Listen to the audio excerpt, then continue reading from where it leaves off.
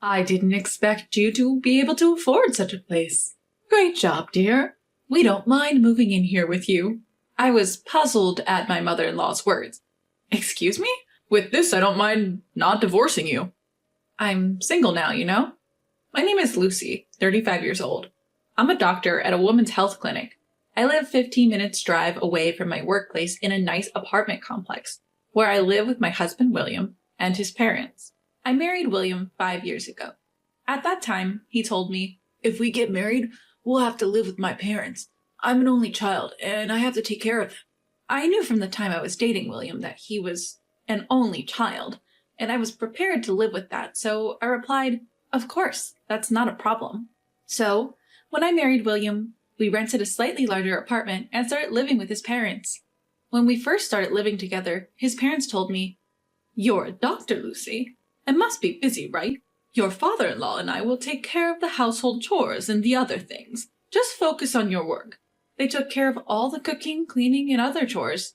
Thanks to that, I was able to concentrate on my work. I thought the same was true for William. But half a year later, that drastically changed.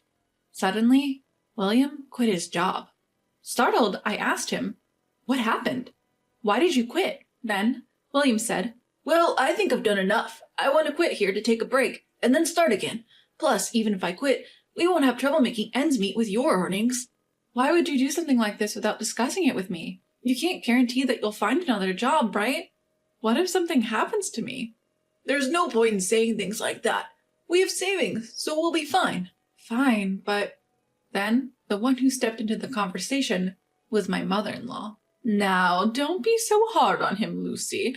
William has been working hard so far, so he deserves a little break, don't you think? All you have to do is make up for his absence by working harder." Her words left me speechless. I had also been working hard, and how on earth was it fair to suggest that I should work even harder while William took a break? That's ridiculous. It's not like William was the only one having a tough time. At my words, my mother-in-law's face changed. Suddenly, she raised her eyebrows and said, "Now, let me tell you something, Lucy. You're not the only one who has it tough. While you were at work, your father-in-law and I were taking care of the house. We were also working. That, too, without any breaks. If you're going to talk like that, we'll stop doing all the household chores. You can manage on your own from now on." What? Leaving me stunned, my mother-in-law and William left the room to watch TV in the living room. From that day on, I was left alone to handle the household chores and my job. No one else would do them. My in-laws often ordered takeout for meals, perhaps because they'd get hungry if they didn't prepare anything. And they would often order expensive dishes like sushi and soon started demanding me to leave more money for food expenses. "Lucy, please, leave enough money for us to eat. Do you want us to starve? Please try to cut down on the food expenses." Even when I asked them to cut down on the food expenses, my mother-in-law would retort, "How cruel of you to ask us to cut down on food expenses while we're staying home without any luxuries. Learn to take care of your in-laws." "I didn't know you were such a cold person. Maybe we should get a divorce," he said. I was so fed up that I started leaving more money for food, and my in-laws and William lived a life of eating whatever they wanted. One day, during my work break, I went to a gas station near my hospital to do some quick shopping. When I was about to pay at the counter, I realized I didn't have my card. It also seemed like there was less money in my wallet. For a moment, I was puzzled, and then I rushed home immediately after work. When I got home and rushed into the living room, there was a brand new large television. "Oh, welcome back, Lucy. You're early today." "Why are you in such a rush?" "Oh, Lucy, isn't it nice?" All three of them had malicious smiles on their faces. "What is this? How did you afford this?" "We had savings, obviously." "Savings?" That's when my mother-in-law spoke up. "Oh, Lucy, we didn't know you were saving so much for us. You should have told us earlier if you're going to be such a dutiful daughter-in-law. Now we can buy a lot more things. You finally proved yourself useful as a daughter-in-law." I found my card on the table. "My card? So, did you lose my savings? But how did you get the PIN?" "It's not hard to figure it out. It's only natural. We're married after all." My mother-in-law looked pleased, said, "Oh, you really do love William. using his birthday as the pin. Honestly, I thought you didn't care about him at all, but you've proved me wrong. But it's not that I set the pin thinking of William. I just hadn't changed it since we got married. There's no way I could love William as he is now. Then, my mother-in-law and William, getting carried away, said, "Well, you haven't acted right as a daughter-in-law so far, so there's no point in making a fuss about this. The only way you can honor us is with money. Just quietly hand over your savings to us. From now on, please hand over 3,000, no, 4,000 a month. From now on, don't squirrel away your money behind our backs. Make sure to give us our fair share," William had the audacity to add. Infuriated by their brazenness, I retorted, "This isn't a joke. Why should the money I earned go to your pocket money? If you want money so badly, work for it. This goes for you, mother-in-law and father-in-law too. Please have some decency and think about the household finances before you try to extort my money." Stunned, the three of them fell silent for a moment, but it didn't take long for my in-laws to snap back. "What an insolent daughter-in-law you are! Is that how you address your mother-in-law? We can't sense any gratitude. We don't need a daughter-in-law like you for anything other than money." "What an audacious remark from a daughter-in-law whose only worth is her money! There's a limit to disrespect," fumed my father-in-law. "Enough of your nonsense," William yelled and went to his room. I thought he had gone for good, but he came back to the living room holding a piece of paper, which he thrust at me. "I have something for you." It was a divorce paper. What's more, William's name, as well as my in-laws' names, were duly filled in the witness section. "Go ahead. File it if you dare. But you will have to move out of this condo. I can't be living with a stranger, you see." Unlike his wife, William is competent. "Lucy, we can forgive your rudeness as a slip of the tongue now. But from now on, if you talk back to us even once, we'll really have William divorce you." The three laughed their souls out. The sight got my blood boiled with anger. But so did an equal measure of joy. But it's too early to get back at them. Suppressing my urge to leap for joy, I said, "Well, I'll start moving out some of my stuff and other essentials," and headed for my room. My in-laws and William looked puzzled. Did they think I would apologize out of desperation if they mentioned divorce? What a naive thought. The divorce papers even had a signature on them. I quickly packed up my valuables and said, "I'll be leaving now. Please don't come to me even if you are in trouble." With that, I left my condo. Of course, taking the divorce papers with me. I stayed at a nearby business hotel that night. I canceled the card William had used online. When I checked my balance, the card, which once had over $10,000, only had $3,000 left. I really wondered what they had spent so much money on. My savings are not limited to that account. Just in case, I have ample savings in 2 other accounts as well. While it hurt to have $7,000 spent, I thought it was inevitable if it meant cutting ties with that family. And the next day, I went to the city office first thing in the morning and filed the divorce papers. The divorce papers were accepted, and when I checked my family register certificate just to be sure, I was indeed divorced. Finally, I had cut ties with that mother and son. While I wanted to jump out of joy, there were still things that needed to be done. I went to a real estate agency and took care of 2 matters.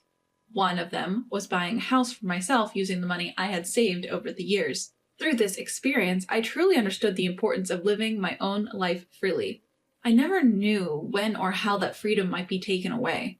I realized how important it was to take immediate action when I wanted to do something.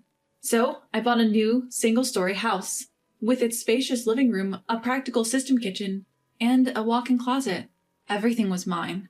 I bought all the furniture that day and moved what I could into the house. The next 3 days were spent shopping.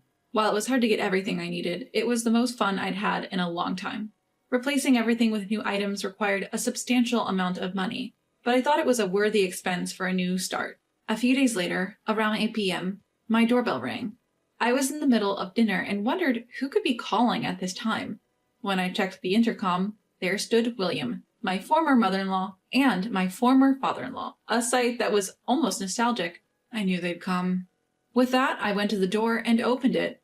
William immediately confronted me with great force. "Hey, what the hell are you thinking? Moving out without telling anyone is crazy."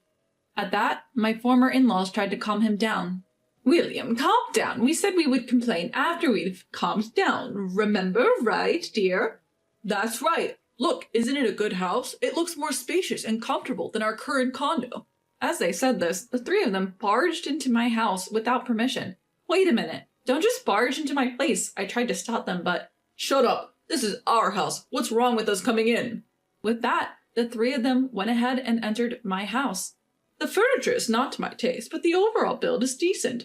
I admit, it might be more comfortable than our current condo. I didn't expect you to be able to afford such a place. Great job, dear. We don't mind moving in here with you.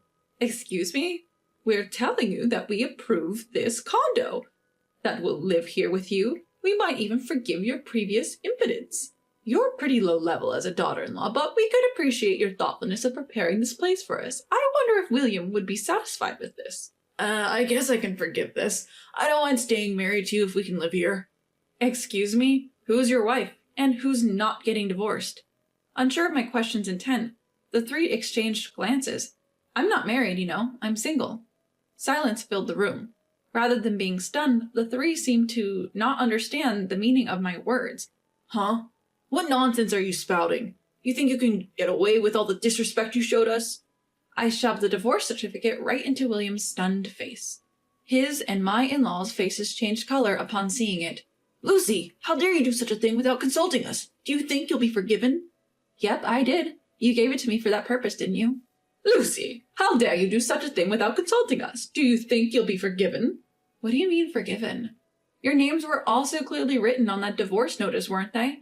Writing your names there means you've made a decision, right? You were the ones who prepared the divorce papers in the first place, weren't you? William clearly told me to file it if I could, so I did. What's the problem? At that, the three kept their mouths shut, with red faces. I decided to press further. By the way, you're the ones who kicked me out. You seem to have forgotten, but the condo you guys live in right now is under my name. Now that we're strangers, I have no need to keep that contract, so I've canceled it. If you don't leave within a week, you guys will be evicted out of that place.